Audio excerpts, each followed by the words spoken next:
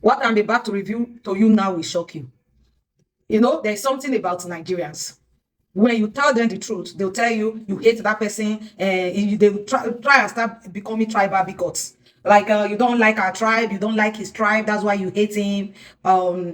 You know, it's because you are not from that part of the country. But the truth is, we are first Nigerians. We are first Nigerians when they come to this country, before we become our own tribe or where we are from.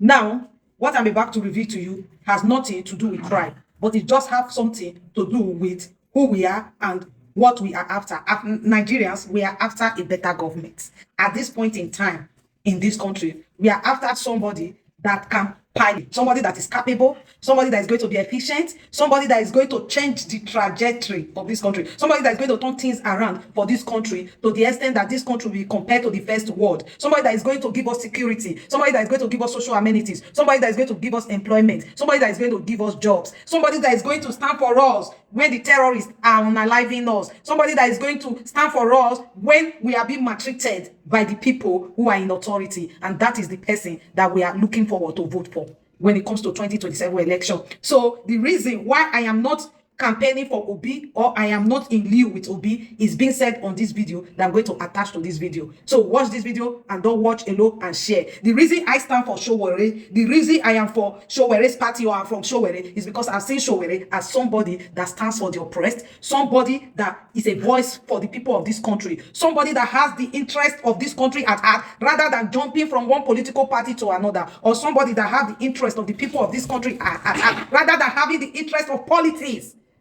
at heart, interest of politics like political party members and so on. So just watch this video, you understand what I'm telling you, and don't forget to share with your other party members. Thank you.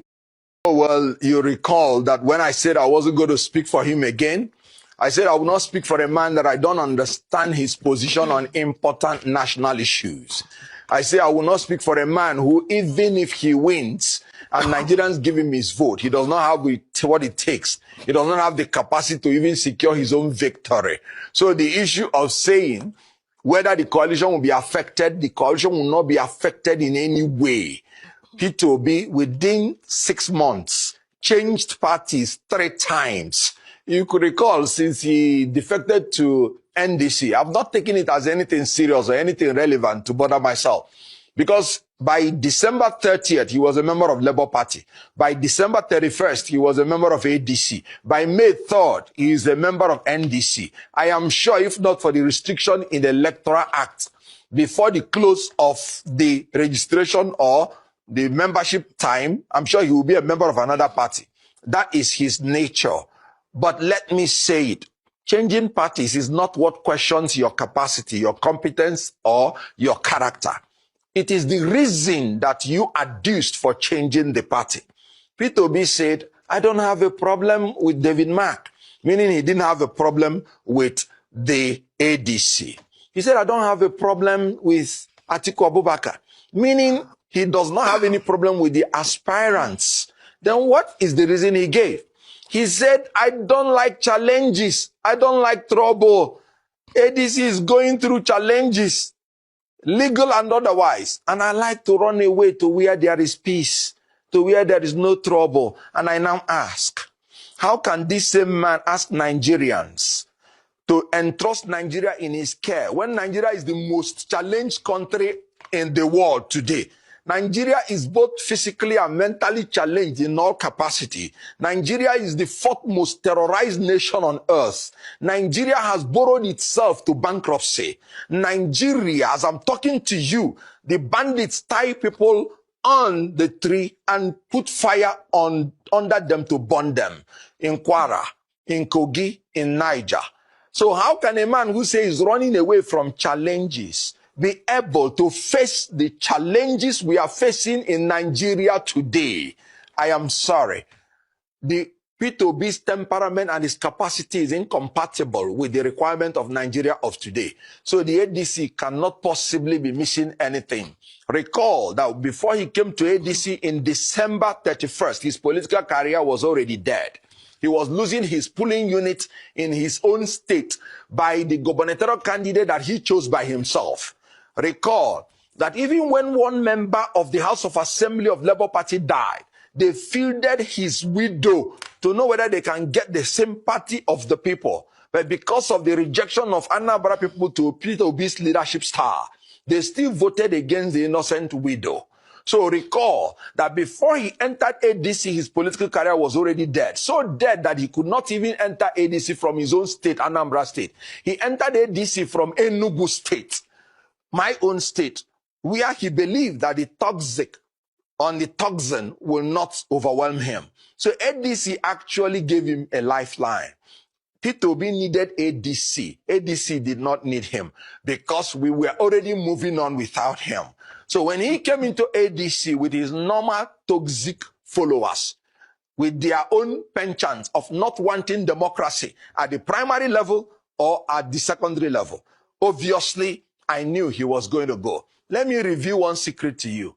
The first day I was consulted in this coalition, and that was before the unveiling, they asked me, so how is the possibility of ADC performing in the Southeast? I told them plainly and straight away, don't build anything on Peter Obi because he's not going to contest under ADC because he will eventually leave.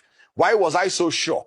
Because he's a man that has morbid fear for primary election. He has never been in one and he will not be in one until he finishes his political career. He became a governor. He entered into primary election. He failed and lost to Ralph Mosu in Apga.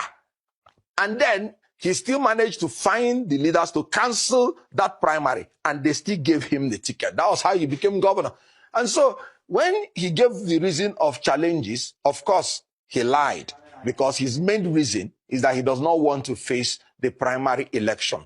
And let me tell you another thing, because ADC was fully prepared to convince the whole world that Peter Obi is not interested in democracy.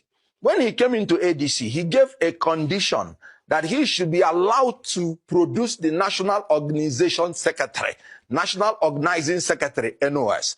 And the reason he gave is that so that he will be the one to conduct the primary. And ADC said, fine, take.